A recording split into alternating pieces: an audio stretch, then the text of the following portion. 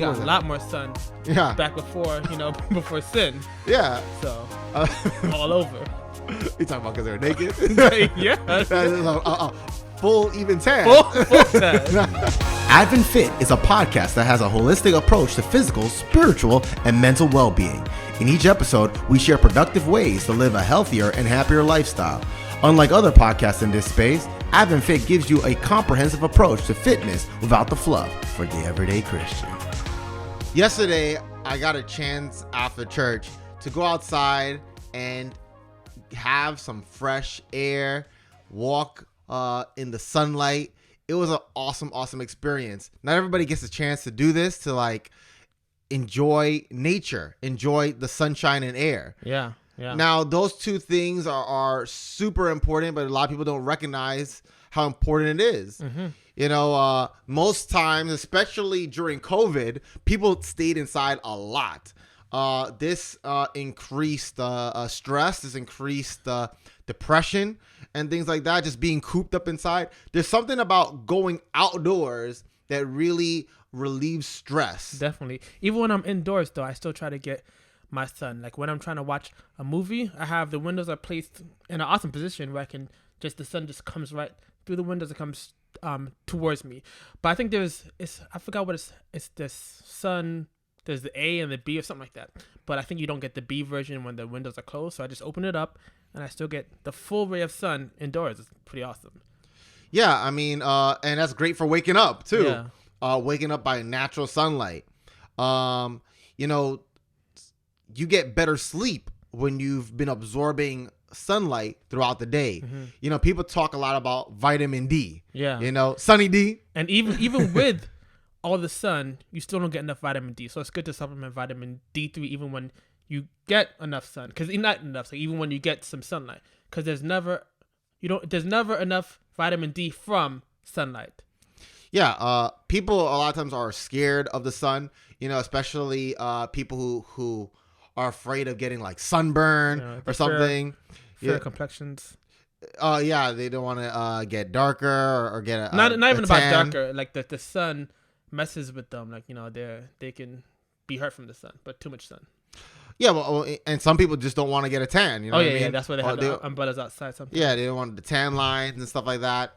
And some people are getting the mask tan line for during COVID because they're outside in the sun, but they didn't take their mask off, and so they had the Batman going on. Batman. But while some people are scared of the sun because they think that it's going to cause skin cancer, the reality is that research shows that sunlight actually decreases the chances of cancer. Now, obviously, too much of a good thing is a bad thing, and you don't want to be just baking in the sun, but you want to get a good appropriate amount of sunlight. So basically, but for the less melanin you have, the more you have to be careful with the sun. You have to put on sunscreen. But you still want to get the sun. Definitely, you still want to get the sun, but you have to be more careful if you don't have enough melanin. Sure, you don't want to get sunburn. Yeah. You don't want to get sunburn, but you want to get sun to be soaking into your skin. Yeah, because the sun is amazing.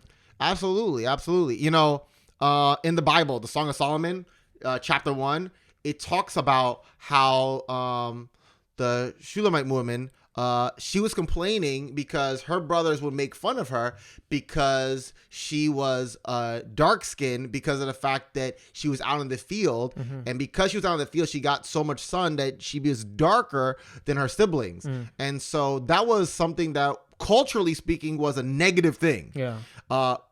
Because the idea that you are darker means that you are a laborer. Mm-hmm. And a laborer is a lower class, you're a working class rather than high class. High class, you don't have to be outside in the sun. Mm-hmm. Therefore, being fair skinned was a prestigious thing for that culture. And in many cultures, being a fairer skin is a prestigious thing. That's basically all over the world. Yeah. But the truth is that tan is actually a positive thing. Now, some people try to get that fake tan stuff, I remember when I was living in Michigan, there was like a tanning tanning salon or something like that, where people like go into like a microwave. Yeah. I mean, that's not something you want. That is not gonna be healthy for you. Yeah, you don't want to look orange. And you don't want a tan spray. That's not doing it. So we're not talking about the color. We're talking about the benefits of the sun that it does upon you. Exactly. It relieves stress. It also boosts your immune system.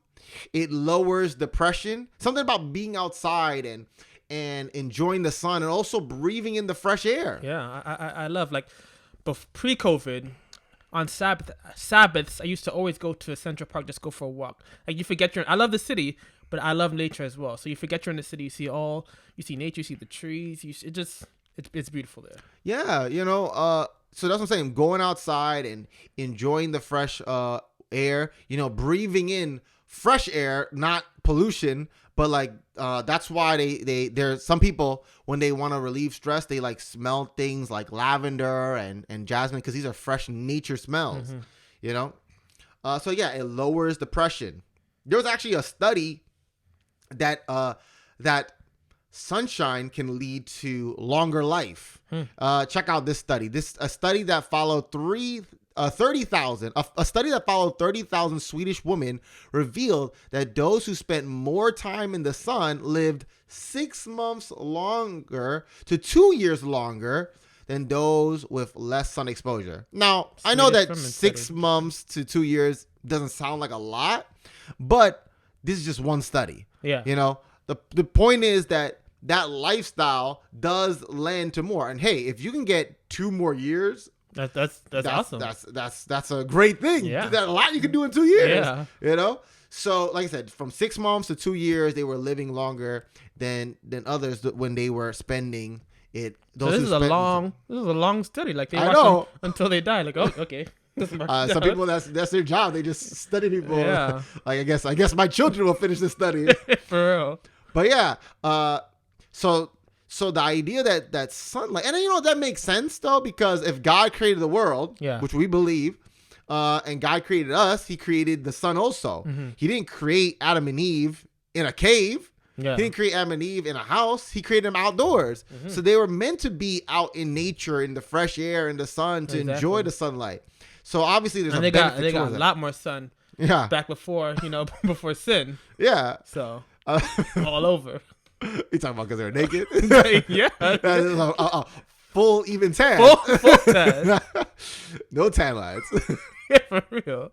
After sin, I guess they had like a fig leaf tan line, or the sheep skin tan line or something like that. Anyway, air. Oh, like I said, sunlight is important. Also, air. Air is important because air is part of the cycle of life.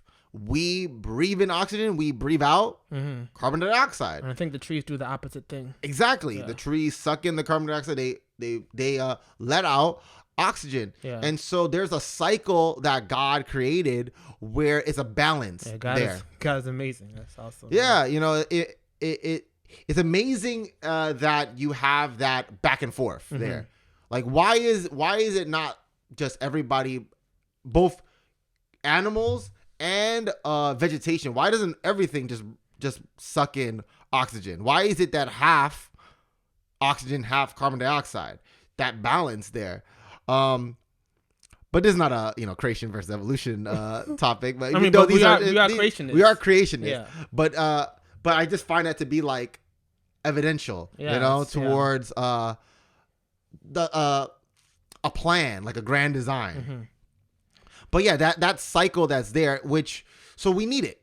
That's why NASA, with all its like epic studies, still just finds it better to just simply bring plants to space, just because they know the importance of fresh air. Mm-hmm. Think about when you're like just in a airplane for too long.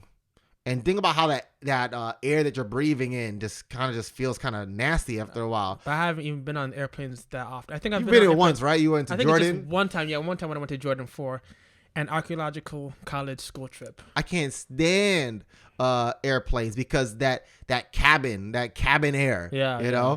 Everybody's like farting and burping and they're just letting out their carbon dioxide, and you're just like cycling it through, you know? And now with the COVID, it must be much worse. Can't open up a window in an airplane. Everybody be sucked out. Yeah. But yeah, that fresh air is what's important, and they have not been able to successfully qualitatively reproduce it. Yeah. They have artificial air, but it's not the same. Mm-hmm. As the simple plant that provides that oxygen. There was another study that talked about this, this cycle, this thing about air. It says after conducting 5 separate experiments involving 537 college students, it was concluded that being outside in nature for just 20 minutes a day is enough to significantly boost vitality levels.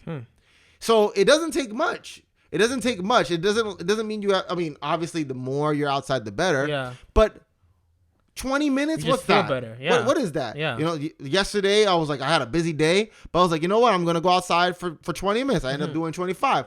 But that 20 minutes, that 25 minutes, just walking around the lake, which the lake by itself, that's some good fresh air right there because the water and everything. But, and you just feel refreshed.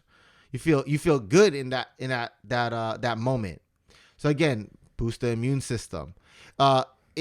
People say that also increases your happiness. Yeah, definitely. When I go outside for a walk and when I ride to work each morning, I feel amazing. Yeah.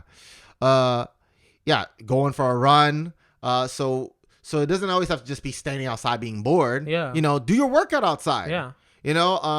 I wasn't smart during COVID. I was like, oh man, my gym's closed. What am I gonna do? And so I was just like, man, I'm just gonna do like lift dumbbells in my house.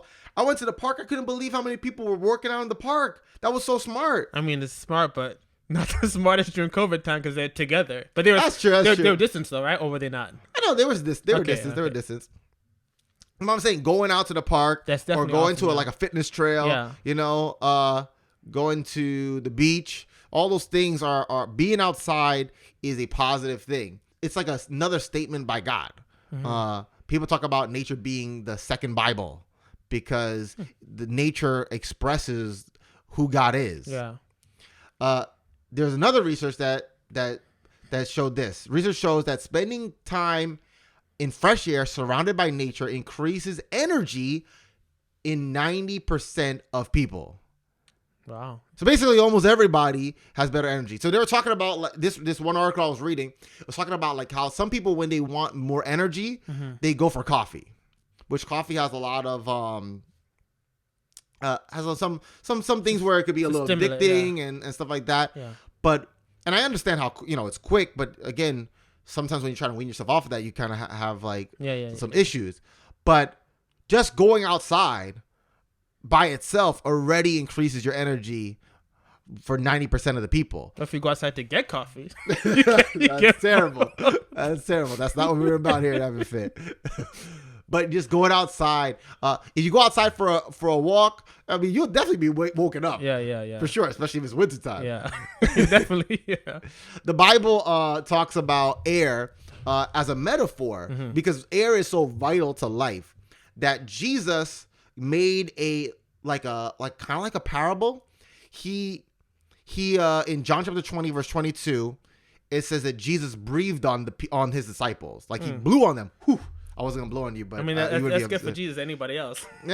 Somebody blows on your face. Not blow on me. That's fighting words. Fighting actions.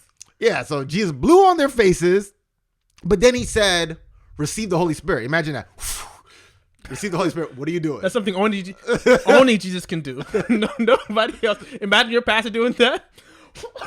What, pastor? Why are you breathing on me? What are you doing? Why is your breath in my face? But yeah, Jesus blew on them and said, "Receive the Holy Spirit."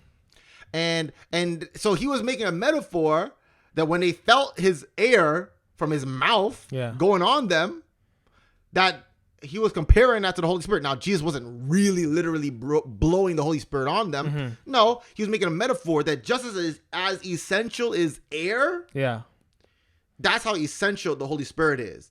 If somebody was drowning, after doing compressions, they would blow into their mouth, and that is giving them that air and things like that. Well, Jesus was giving them air. The first time God ever gave anybody air was Adam. Yeah. When God breathed into Adam's nostrils and he came to life. Mm-hmm.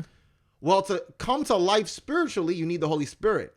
So the Holy Spirit is compared to the air that we breathe, meaning that we need a constant flow of the Holy Spirit. And so God just recognized the importance of air. So air, sunlight. Jesus always compares himself to the light of the world. Yeah. So the Holy Spirit is compared to air. Jesus is compared to light. So Jesus is comparing himself to the light. And then also Holy Spirit is compared to air. Yeah. So, we just see how spirituality and the physical life is connected. Mm-hmm. And so air, sunshine is stuff that we need to stay fit. Exactly. So if you want to continue to follow us, we have more things that we're going to be talking about, more tips on health as well as spiritual life, mental health, and things like that. Mm-hmm. You can follow us on AdventFit, particularly me. You can follow me on WayneJamel.com. And you can follow me on Instagram and Twitter at Mr. Woke. That's WHOKE. That's right. So I'm Wayne Jamel. And I'm C. Jeffrey White. And the C is for cool, because ladies love cool Jeff. And we'll see you next week, folks.